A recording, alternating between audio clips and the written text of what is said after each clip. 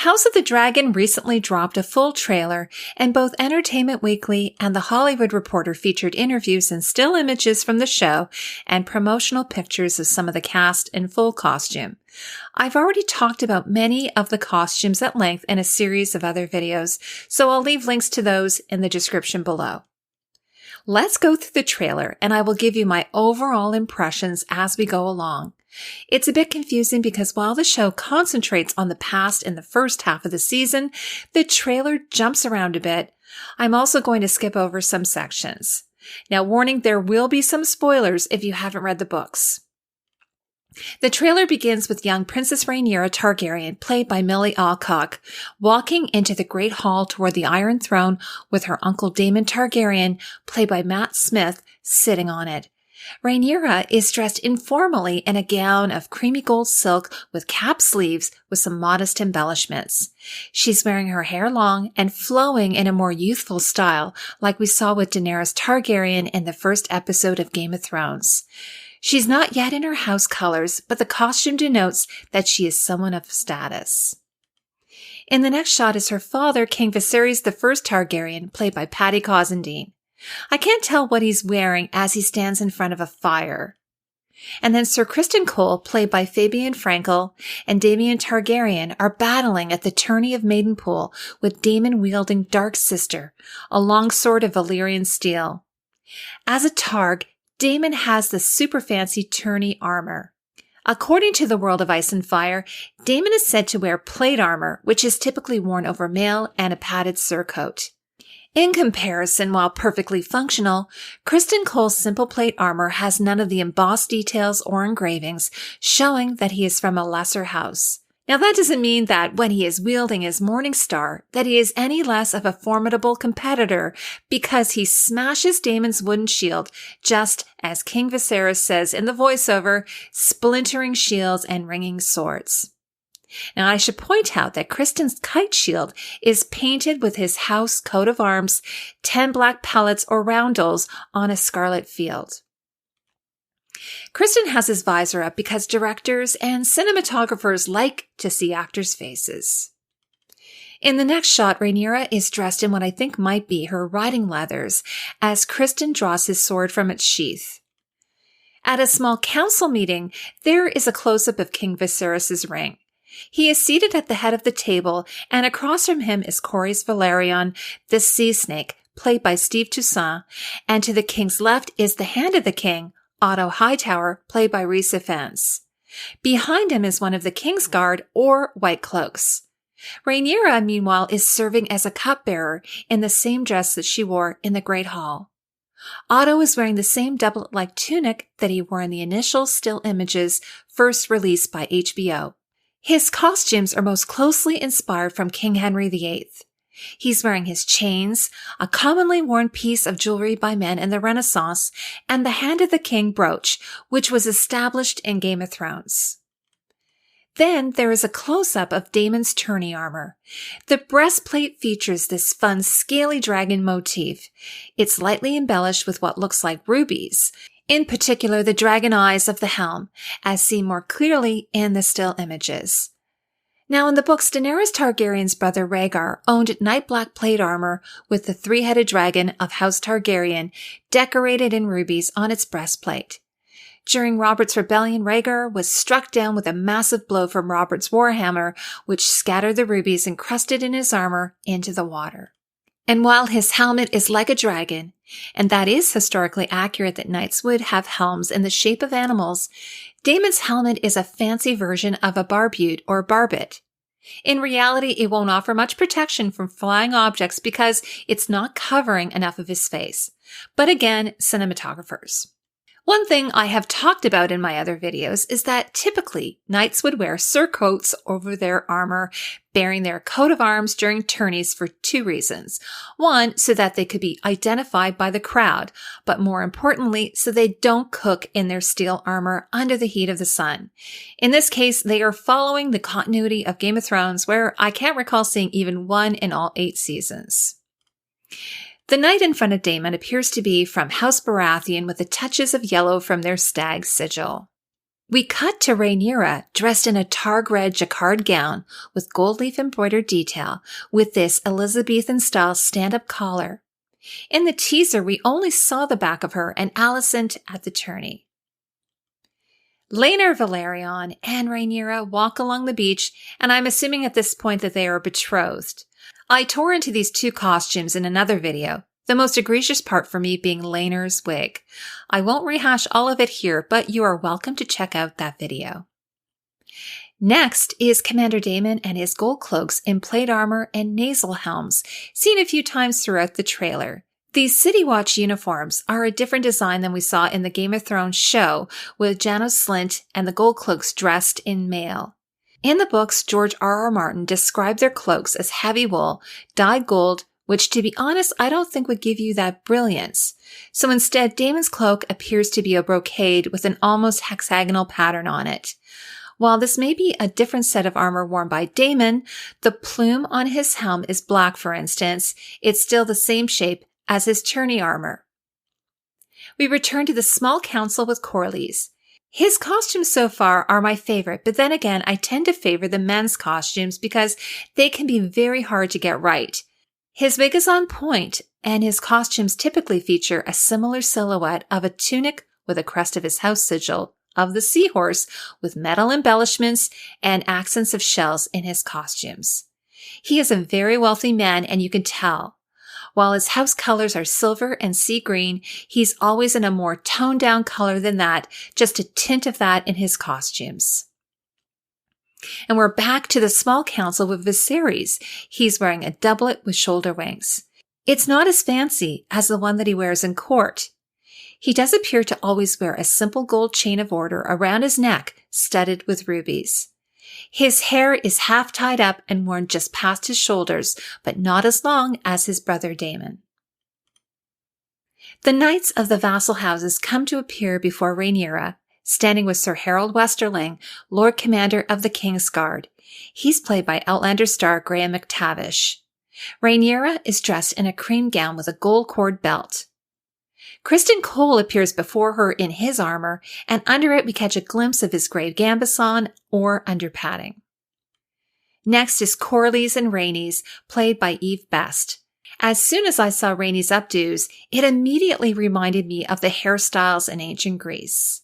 While this has nothing to do with the costumes, I'm not sure if they have done any de-aging of Corlys, Rhaenys, Viserys, or Otto, because to be honest, they all look too old in these flashbacks. Let me know what you think in the comments. After the conquest of the Stepstones and declaring himself king of the Stepstones and the Narrow Sea, Daemon returns to court in partial armor. Under his cuirass, he is wearing a dark leather gambeson with sleeves attached to the shoulders with leather laces. This gambeson is similar to the one worn by Tywin Lannister in Game of Thrones. Daemon's hair has been shorn, and he is wearing on his head the Stepstones crown, which he offers to his brother Viserys. In the next scene is young Alicent Hightower, played by Emily Carey, with King Viserys, and then a flash forward to Queen Alicent Hightower in one of her many, many green gowns with the addition of a fur stole. Queen Alicent, played by Olivia Cooke, wears a lot of gold jewelry, embellishing her dress with a gold chain of order. We go back in time again to Daemon in long silvery white hair, an indication that we are in a flashback. He's dressed in this interesting asymmetrical spiky leather piece over his black doublet that has a protective armor-like appearance without technically being armor. This is one of my favorite Daemon costumes. Viserys, meanwhile, is sitting on the Iron Throne, looking very kingly, holding Blackfyre, one of the two ancestral swords of House Targaryen, and wearing his grandfather Jaehaerys' gold crown. The crown is described in the books as a simple band of yellow gold ornamented with 7 gems of different colors. Now, they've decided to go with a more Lord of the Rings, Celtic-style crown here, and it will be important throughout the series. In this shot, Daemon is wearing the same stacked leather armor piece with his gold cloaks and Mysaria behind him in opposition to Otto and the King's Men. You can't see what Otto is wearing by this position, but in the teaser, he's shown wearing plate armor and over top of that a cloak similar to one worn by Stannis Baratheon in Game of Thrones. Now we're back to Criston Cole and Rhaenyra. Criston is out of his plate armor and he's dressed in a cloth gambeson with some leather trim that we got a quick peek at earlier. I'm not sure what the purpose of all the grommets on the leather is, or if that is just meant to be decoration or ventilation. Rhaenyra's costume has this beautiful cutwork and embroidery detail. Game of Thrones principal embroidery artist Michelle Carragher has returned, but she mentioned on Facebook that she is not alone this time and that she worked on a team with 3 additional stitchers. When King Viserys proclaims Rhaenyra his heir, he invites all the lords of the 7 kingdoms of Westeros to swear fealty to her. She dons a trimmed gold cloak with an embroidered black collar, although she is not yet wearing the weighty chain of order featuring sigils from the 7 kingdoms that we have seen in other pictures. Under this, she's dressed full Targ in this beautifully embroidered dark red silk gown. She wears this dress in a promotional still image with Alicent when they are still close. Now, Rhaenyra and Rhaenys are having a private conversation. Rhaenyra is wearing another light gold silk gown with some beading detail on the collar. I love the color of Rhaenys' blue and gold gown, likely inspired by the colors of the sea. We then flash forward to Rhaenyra, played by Emma Darcy in the current timeline. I've talked about this dress in another video, so I'll leave a link for that below. We flash back to Daemon in the conquest of the Stepstones wearing his armor and then with his dragon, Caraxes. That's how I say it. His red doublet sleeves have that distinctive swirl pattern featured on many of his coats, and they are swapped out often for different colors and patterns, kind of like a capsule wardrobe. We have a quick look at Alicent and Viserys' son Aemond, later known as Aemond One-Eye. I can't tell what he's wearing, maybe a cloak? Alicent and Rhaenyra are in the Great Hall. I love this black and red gown worn by Rhaenyra with the rigid shoulders, fitted bodice, and loads of beading and embroidery. Alicent's green and gold gown is more masculine with this doublet-like silhouette. She's wearing what looks like a chatelaine and a Faith of the Seven star pendant around her neck. According to the World of Ice and Fire, the High Towers had close ties and avoided many wars because of their relationship with the Faith of the Seven. Maybe like Cersei Lannister, as Alicent becomes more paranoid the more jewelry she needs to wear. Alicent wears another green dress with lots of embroidery around the neckline and a gold braided headband. Rhaenyra wears a hooded cloak dress trimmed with gold buttons. I should mention here that in Game of Thrones there were no buttons as fasteners in the show. The only fasteners we saw were laces or clasps. However, these may be decorations and not fasteners, as buttonholes were not invented till about the 13th century. The next shot is of Rhaenyra and Daemon. Rhaenyra wears a cloak dress made from black-red brocade and a flat pearl detail and braided trim. But my favorite aspect is this black fur collar or hood of the gown. The fur is also sandwiched between the opening. Fur was often worn by nobility in Game of Thrones, such as the Starks, the Lannisters, the Baratheons, and most notably by Daenerys Targaryen. Entertainment Weekly released a set of pictures of Rhaenyra in this costume.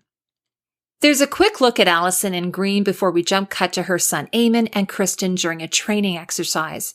Criston is only wearing his Kingsguard gambeson, while Aemond, now blind in one eye, is dressed in the same style of long-line doublet worn by the members of the court. Like an arming doublet, this one appears to be made from leather and it's laced up at the front. His costume reminds me of one worn by a young Joffrey Baratheon. And we're back to young Alicent and Rhaenyra praying in these pretty dresses before we jump to what I believe is the opening feast of the Great Tournament in King's Landing to mark Viserys and Alicent's 5th wedding anniversary. In the book Fire and Blood, it was observed that Alicent wore green, while Rhaenyra wore Targaryen red and black. This is where the names of the 2 factions come from, the Blacks and the Greens. One of the most exciting parts of the trailer is seeing Corlys dressed in this kick-ass Valyrian battle armor in what is likely the conquest of the Stepstones. His helm is really cool with the ridges. It looks like the shape of a scallop shell. I can't wait to see what the full set of armor looks like. And then Corlys' weapon looks like a mace or bludgeon. This dark green dress worn by Alicent is really pretty, and I thought it might be a mourning dress after the death of her husband Viserys. It has rigid shoulders with a sheer inlay that's embellished with raised flowers. Again, a quick jump to Otto and the Kingsguard and to the Velaryon family dressed finely in brocades. I did a detailed video about these costumes, but if you haven't seen it, most of these costumes are made from fabrics that come from Top Fabric of Soho in London. They provided a lot of the fabrics used in Game of Thrones. When wielding the cat's paw dagger that Alicent took from Viserys, she's wearing the same green gown from the promotional pictures. It's this really weird wetlet clock fabric from Joel & Son Fabrics. They told me that costume designer Jany Temime is a frequent shopper at their store, but they weren't entirely sure if they provided costumes from the shop. But I've identified a few fabrics, including the one worn by Alicent and another worn by Corlys. There's a close-up of Aemond with a hood and eye patch, before we are back in the Great Hall with young Rhaenyra and her uncle Daemon. This is interesting because he's wearing a gray doublet with white sleeves. Then it's back to a bird's eye view of the court and an extreme close-up of Rhaenyra. Just some final thoughts before I let you go. I did have some issues with the House of the Dragon costumes at the beginning because it appeared that while the story takes place about 180 years before the events of Game of Thrones, not much has changed style-wise. If our civilization went back 180 years, you wouldn't see jeans and tees and running shoes. But at the same time, I do get that they want to let us know as an audience that these characters belong to the same universe and that the characters we meet in Game of Thrones might have descended from the characters featured in House of the Dragon. My favorite part of the show so far is all of the color, something I long for in Game of Thrones. I love most of the fabrics and the embroideries are gorgeous, but I would have loved to have seen some Moorish lace. I'm also very excited about all of the jewelry worn by both the men and women, something that we didn't get a lot of in Game of Thrones. I don't tend to comment on the hair, but the wigs in the show, in my humble opinion, are excellent, except for a few that I've already mentioned in this video and others. The armors and weapons look pretty good too, but I am still not convinced about the white cloaks. I explained my position about it in another video. And I have a few misgivings about some of the silhouettes on the women and the lack of foundation garments, but it will be easier to do a proper analysis once the show is out. They have tweaked the women's silhouette to a Renaissance, sometimes Elizabethan shape. It's Renaissance light without all of the stays and farthingales that give this period its shape. Let me know in the comments what you thought of the costumes in the House of the Dragon trailer. Check out my other House of the Dragon content if you want to see more of my costume analysis. Stick with my channel as we will be doing weekly live streams once House of the Dragon premieres August 21st on HBO Max. Thank you for spending time with me. I'll see you in the next video.